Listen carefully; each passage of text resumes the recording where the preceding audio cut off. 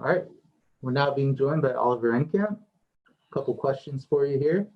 How have preparations for this fight been as far as the pandemic is concerned in Sweden? Yeah, so we had a bit more relaxed approach to the pandemic, and at first few months before summer, we had to train outside. So it was more strength and conditioning based. But for the past 8 weeks, which has been the length of my fight camp, I've been able to train as usual. So I wouldn't say it has been affected really. And since coming to Bellator, you're 2-0 with 2 first-round finishes. Is there anything specific or any changes in your training that you attribute that success to? I think it's a matter of focus, and like I was fighting mostly local shows in Sweden before I got a short notice fight on the first big league when the UFC came to Sweden in 2017.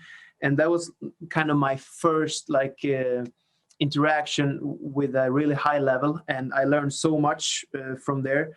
And I think I just brought everything with me from every fight to Bellator, and I had a good momentum.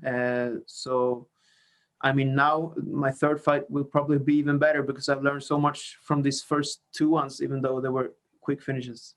All right, great. We got a question from Steve Jewin, MMA Mania. He says, you're already called the future. So what does that future look like for you with a win over Emmanuel Dawa on Saturday?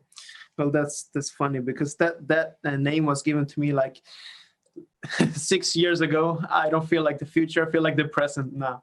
So we can change it to the present. But to answer your question, I'm looking at one fight at a time. So now my focus is on Saturday. But after that, I would really like to fight in Sweden because it's been rumored that Bellator is going to come to Stockholm. And that would be a very nice fourth fight for me. So if it's on the horizon, I'm going to wait and hold for that and hopefully be like a main event or co-main maybe. Awesome. We've got a couple questions here. We'll go to Ben Allen. Hello, Oliver. You're 2 for 2 now in Bellator with 2 first-round finishes, very eye-catching. I know you want to fight in Sweden next, in an ideal world, but do you think a win could potentially catapult you even into the title picture? Oh, I don't know. To be honest, I don't really follow the division or fighting that much because to me, martial arts is a very personal journey. So I'm so focused into my own training and the development. So I don't really know who's like the top ranked guys, but I just want to fight whoever the fans would like me to see most to make exciting fights because I view this more as an entertainer than an competitor. And last one from me, you're going to be taking on Emmanuel Dawa of France, obviously in France on a night of huge significance to the country's mixed martial arts scene. How do you see this fight playing out? And would you take some pleasure in spoiling the party for the French faithful? Absolutely. I think this will be a very entertaining fight because he is a very powerful and athletic, just like me, and comes from 2 finishes. So even though I always prefer to have like a 3-round all-out war, I think this fight will probably end pretty early. All right, we'll go to Matt. Hi, Oliver. Your nickname, The Future. What does a win over Emmanuel do for your future? Hopefully, it will get me the main event spot of Bellator Sweden next. That's what I'm hoping for. Okay, brilliant. Thanks for that. All right, we'll now go to Donna Corby. All right. I know that you just said that you don't particularly follow the division too much and you're not too concerned with what else is happening in the division. But that being said, does it irritate you a little bit that Ross Houston shows up in your division and without a warm-up fight, without fighting anybody, he's put right in with MVP and with a big name and he's in the main event? Does that annoy you at all that he's sort of overtaken you in the division already?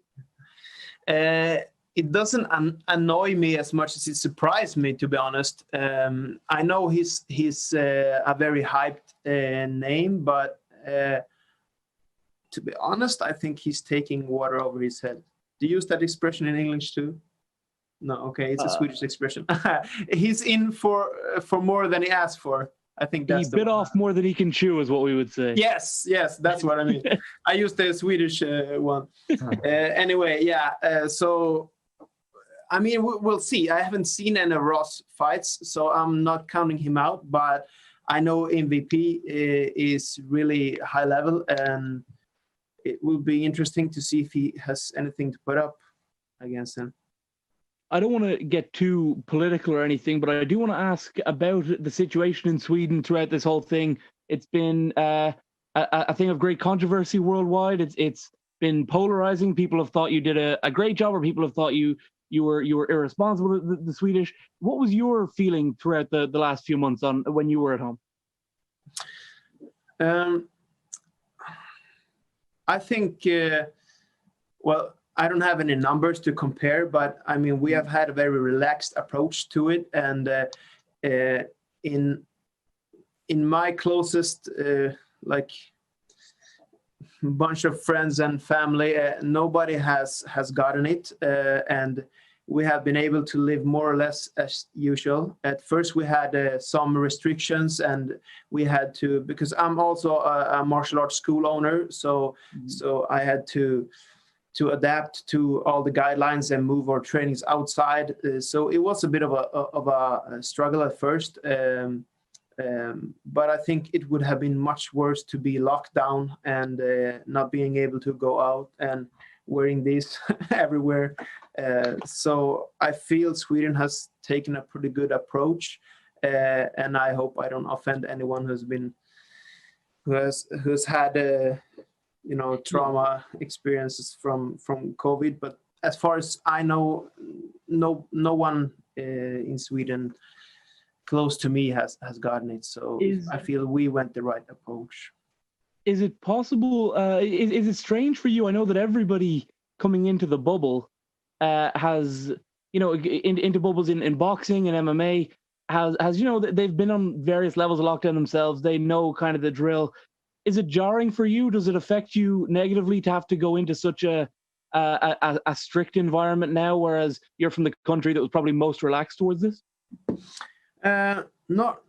Not really. I mean, I've been quarantined now in my room for 3 days, but I brought plenty of good books and a computer with Netflix.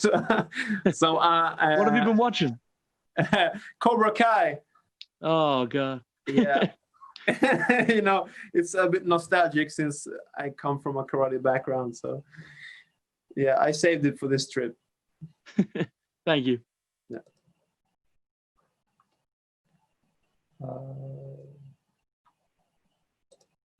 Okay, let's go to Santiago. Hi, Oliver. Greetings from Amsterdam. How are you doing? Fine, thanks. Nice to meet you. Thank you. I have 3 short questions for you. Right. Your Bellator debut was in London during a post-Lim fight. Had you ever done this before, and how did that fight feel for you? To be honest, that was horrible.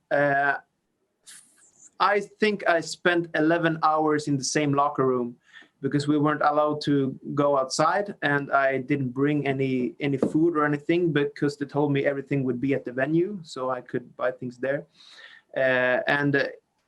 During the night, I was the last fight on the undercard. So the main cards has to start at a televised time, So all the fights before mine went like 3 rounds. So as time passed, they had to move my fight to start the televised main card right on time. And so I had already warmed up and was prepared to go out and fight. And they came back and told me, like, okay, we have to postpone your fight, maybe 4 or 5 fights. So 4 fights later, I start to warm up again, getting that feeling. And then they come back to tell me, no, it's going to be like 3 or 4 more fights. So I went to rest, got up again, started warming up again. And this procedure happened 4 or 5 times. Me warming up, getting all the jitters and getting ready to go out and fight. and it ended up with me going to sleep. And when I woke up, I was so hungry. The main card was going on. My coach was the only one who could go out, run around the arena to find something to eat. I hadn't eaten in like 8 hours. So my fight fuel was like a big hot dog and a Coke, not what I would prefer. And then when I finally got to fight was after the main event. So it was after midnight. It was like 12:30 or something, and I was supposed to fight like 7:30. So that was a very challenging experience, but the only thing I could comfort myself with was that my opponent had the same treatment. So yeah, I got the win. Amazing that you still got the finish. Yeah, that was special. So there's a lot of momentum behind Swedish MMA right now with you, with Gus, with Chimaev. Can you feel that as well in Sweden? Yeah, absolutely.